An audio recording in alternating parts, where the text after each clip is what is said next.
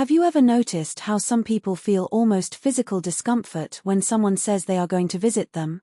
While most people love having friends or family over, they make excuses, postpone or even avoid the topic as if they were protecting sacred territory. At first glance, it may seem antisocial, snobbish or even selfish, but behind this resistance there is often a web of emotions and experiences that few people understand. Before judging, it's important to say, there's nothing wrong with preferring the solitude of your space. Not everyone needs constant interaction to feel complete. Some people simply recharge in silence, and the idea of having someone inside the house can feel like an invasion of privacy, even if well-intentioned. But if we dig a little deeper, we'll find reasons that go far beyond not being in the mood. Perhaps, as a child, home was not a safe place. They may have grown up in environments where visits meant tension, fights between parents, veiled criticism, the obligation to perform happiness. The brain learns, if people in the house bring pain, better keep them out. Or perhaps they were overprotected children, where any visit was a stressful event, full of rules, don't touch that, keep your voice down, behave yourself. Over time, the house becomes an inviolable refuge, and the idea of opening the doors awakens a diffuse anxiety, as if they were breaking an unspoken rule. Another possibility is that these people associate receiving visits with work. Not the work of cleaning or tidying, although that counts too, but the emotional work of having to entertain them, make sure they're comfortable, pretend everything's okay even when it's not. For those who already carry the burden of being the perfect host, the prospect of a visit can be exhausting. It's as if, deep down, they think, if I let you in, I'll have to perform, and today I don't have the energy for that. There are also those who have turned their home into an extension of themselves, and any intrusion feels like a violation of identity. The objects, the arrangement of furniture, even the smell of the environment are parts of a carefully constructed personality. Letting someone in is like opening your intimate diary, and not everyone is ready for that. In this case, the discomfort is not with the person, but with the vulnerability that the visitor exposes. But here's the fascinating thing, this resistance can hide an instinctive wisdom. In a world where people connect more and more superficially, preserving personal space is an act of self-knowledge. Perhaps they discovered that true intimacy is not measured by visits, but by the quality of connections, and that, sometimes, a coffee outside can be more genuine than a forced afternoon in an environment that should be just for them. If you are like this, no, you are not cold, nor antisocial, nor selfish. You just understand that home is more than four walls, it's a sanctuary, and it's okay to protect it. The world already demands too much of us. Home should be the place where we don't need to explain ourselves. And if you live with someone like that, respect them. It's not about you. It's about a history you didn't live, fears you don't feel, and a peace they took years to build. Sometimes, the greatest gesture of affection is not to insist on entering, but to understand that no is not a rejection, it is a form of self-love. Did you like this reflection? Comment here. Do you also feel this way about visitors at home? Or do you know someone who avoids it? Share with those who need to understand that there is nothing wrong with wanting to preserve your own space. And if you want more content like this, activate the bell so you don't miss anything. Until next time, and may your home always be your safe haven, in whatever way makes sense to you. House with flower. The house as a mirror, why some of us need to protect it. See it as a temple. Have you ever stopped to think that the way we handle our space says more about us than any personality test? There are people who open the doors of their homes like those who open their arms, dishes on the stove, loud music, laughter echoing through the rooms. And there are those for whom the act of inviting someone inside is almost a sacred ritual, a decision that weighs more than a casual yes or no. If you belong to the second group, this text is a hug for your certainties. If you live with someone like this, it's an invitation to understand, not every wall is a barrier. Sometimes it's just a well-drawn border. 1. The house is not a stage, it's a diary without a cover. Imagine that your home is an open book, but without the protection of the hardcover. Every object, every smell, every messy corner tells a story you don't always want to share. The dented sofa on the left side. Maybe it's where you cried after that phone call. The coffee cup abandoned in the sink. It could be the trace of a sleepless night, fighting thoughts that don't fit into casual conversations. The room with the door always closed.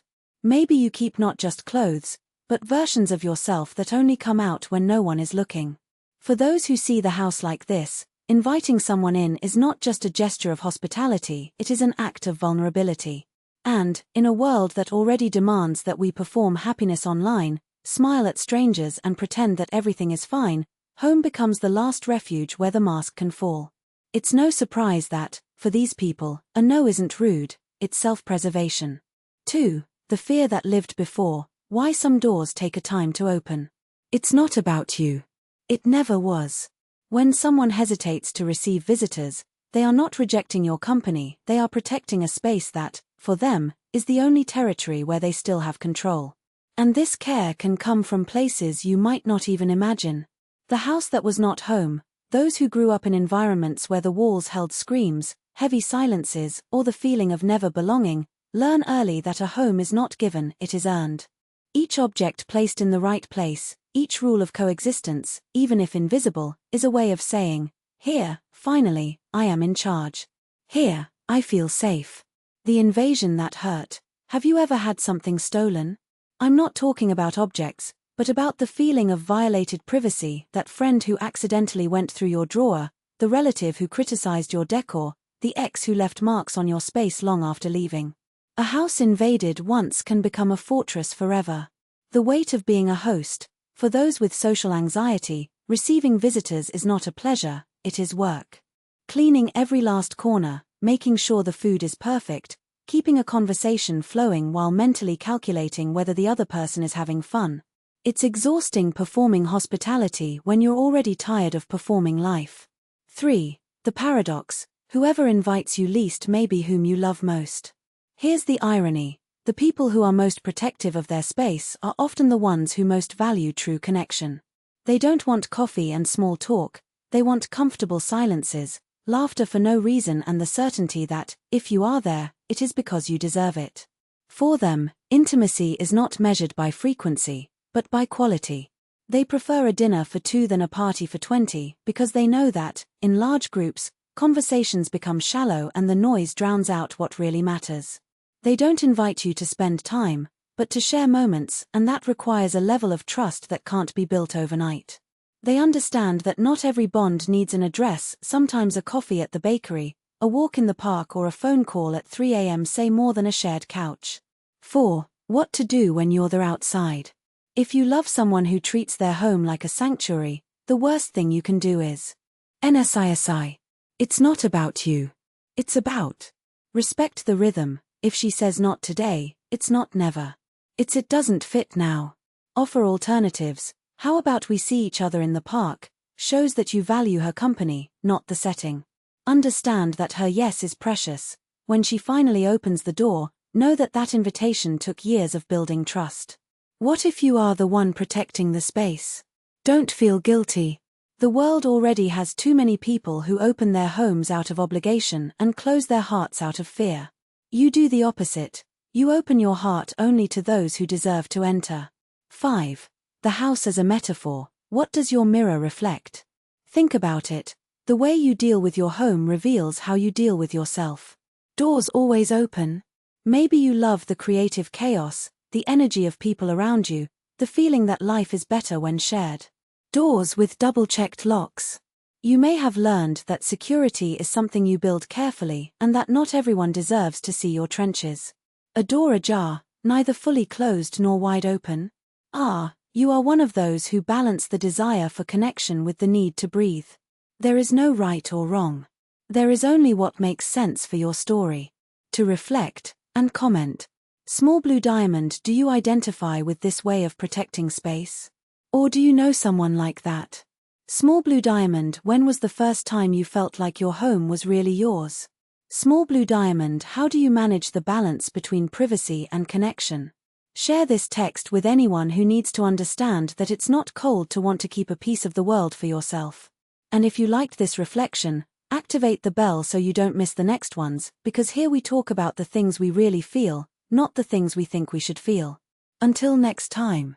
And may your home always be the place where you don't need to explain yourself. House sparkles. Why does this text work? Emotional engagement. talks about universal memories, fears, and desires. We all have a unique relationship with our space. Validation does not judge, just explains, which makes the reader feel seen. Contrast, people who open doors versus people who protect them creates immediate identification. Natural calls to action, final questions invite debate, and the CTA is organic, not forced. Powerful metaphors, the house as a diary, the door as a border make the abstract tangible. Tip to apply, choose a seemingly strange behavior, e.g. who doesn't like birthdays, who avoids selfies, who hates phone calls, and dismantle it with empathy. The secret is to turn the why into a journey, not a judgment. The silence that speaks, why some people prefer the emptiness to the crowd. Have you ever walked into a crowded space and suddenly felt a physical urge to leave? Not out of boredom, not out of anger, but as if the air was too thick, as if every other person's laugh was a grain of sand scraping your skin from the inside. While most seek the energy of the crowds, there are those who breathe a sigh of relief only when the door closes behind them, and the world outside becomes a distant murmur, muffled by the walls. It's not antisocial. It's not arrogance. It is a need for space that the body cannot explain, but feels like hunger. What silence hides, and noise reveals. Behind this preference, which many label as weird, is emotional mathematics that few people understand. 1. The energy bill that no one sees. For some people, every social interaction is like an app running in the background. It consumes battery without you realizing it. A 2-hour party? It's equivalent to a full day of mental work. Their brains aren't designed for emotional multitasking, so when the environment gets chaotic, it turns off sensors one by one, like an overheating computer. Concrete example, imagine a glass of water. Every conversation, every look, see. Every forced laugh is a drop. Until, suddenly, the cup overflows. And there, either you disappear, or you explode. 2. The myth of the difficult person. Society loves labels. So-and-so is closed, beautiful is antisocial. But what if, in fact, they simply render the world in high definition? While you listen to a song, they hear each separate instrument, the lyrics, the noise of the fan in the background, the breathing of the person next to them. It's not a lack of desire to be present, it's an excess of presence.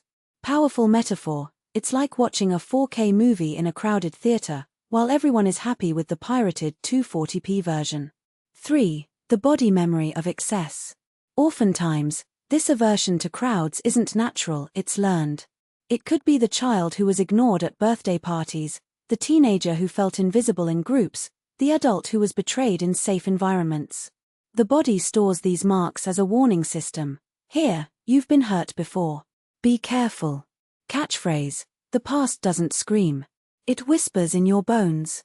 The other side of silence, what they get, and you don't see.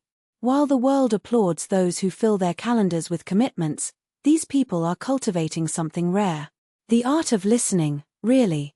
Those who spend time alone learn to differentiate between silence and emptiness. Loneliness is one thing, another is space to listen to your own thoughts and, more importantly, those of others without the rush to respond. Example, have you ever noticed how people who talk less ask things that no one else asks? Because they heard what was not said.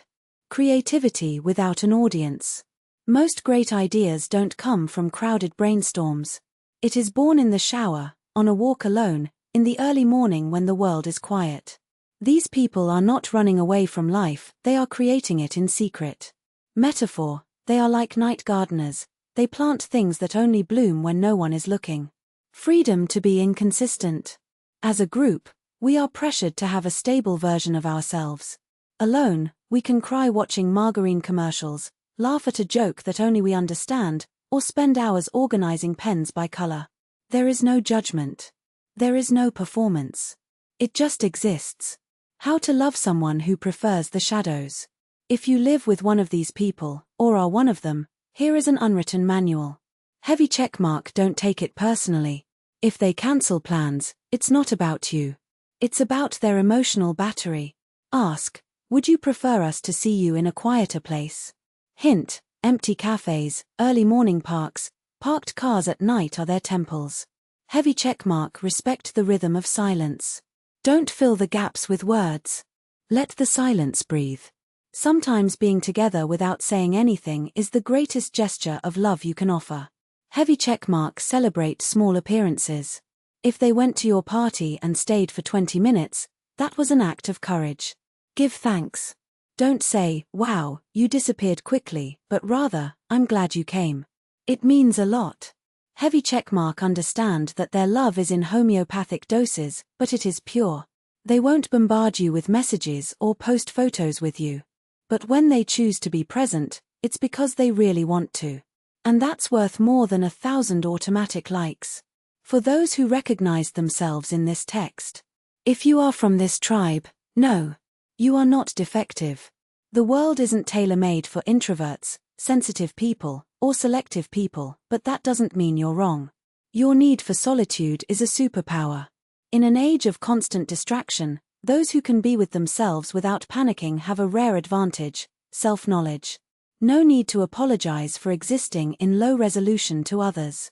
You are not obligated to be high definition for anyone. And if today you felt guilty about canceling a plan, about choosing a book over a bullet, remember, the world needs of people who choose quality over quantity. From people who know that, sometimes, the best party is the one that happens inside your own head. Now, tell me, Black Right Arrow, do you also feel this way in crowded environments? How do you deal with this? Black Right Arrow, or are you one of those people who loves crowds and doesn't understand those who don't? Comment here. Let's debate without judgment. If this text made sense to you, share with those who need to hear that it's not weird to want peace. And activate the bell so you don't miss the next reflections, because here we talk about the things we feel, not the things we should feel. Until next time. And may you always have a corner of the world that is yours alone. Crescent Moon Sparkles. Why does this text work? 1. Immediate emotional engagement describes a universal physical sensation, discomfort in crowds. 2. Demystifies judged behavior. It's not antisocial, it is.